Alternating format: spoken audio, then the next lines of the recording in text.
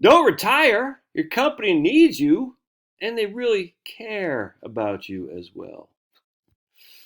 Oh my goodness! Just got off the horn with a guy who said he knew a guy who worked for a big conglomerate, worked his butt off, stressed to the max. 57 years old, had a heart attack, and is dead. Wife and kids left behind. And the company's gonna go on. That's not saying the company's evil, but they just say, all right, who can we? Next guy up, next guy up, replace him. It's like we need a relief pitcher. Bob's dead. Let's get Jimmy in there. It's, and that and the companies and they shouldn't really care that much for you anyway.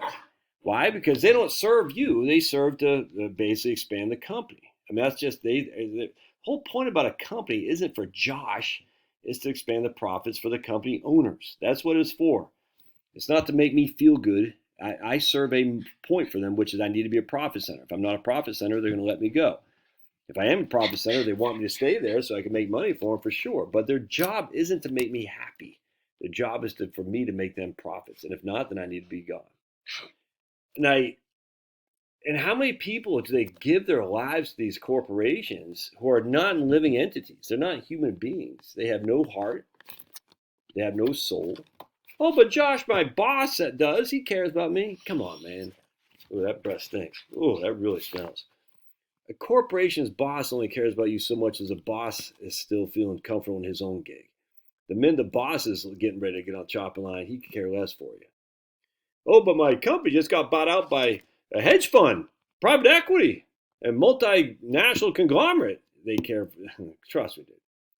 And I don't blame these people, the companies that you work for. I don't blame a company for not caring about you because that's not what they're supposed to do.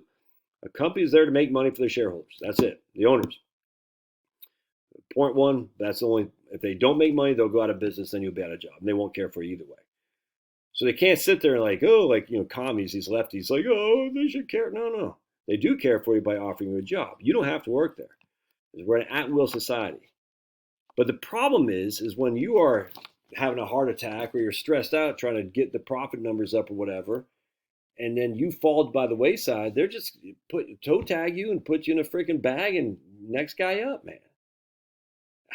I'll never forget when I had gotten out of the Army, I thought about doing ROTC to become an officer. You know what I'm saying?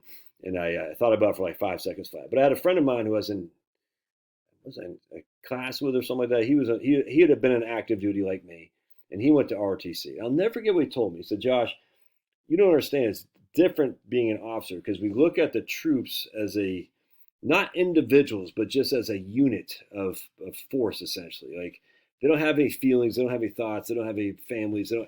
We move them from point A to point B in order to accomplish the mission. The mission is priority. Corporal Scanlon isn't priority. Corporal Scanlon's wife just left him, not the priority. The mission is the priority coming down from higher. So higher says, we got to do this. Okay, we got to get it done. But, sir, I can't do it because Corporal Scanlon's wife just left him. And my wife did not leave me. At least I don't think she did.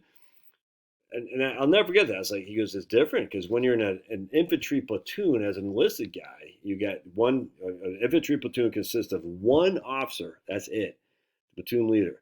Everybody else is enlisted. So you have 3 squads, and of those 3 squads, probably 8 soldiers per squad, maybe 9 soldiers per squad, and 2 teams per squad. So basically, you're just running around. You don't even know other platoons. At least in infantry, light infantry, the only people you know of are your squad. It'd be your squad leader, usually staff sergeant, or just a regular E5 sergeant, a corporal, or a spec 4, and then a couple privates. That's it, man. And when you're on the field, that's it. That is your life. These 4 or 5 people, essentially, in your team or your squad.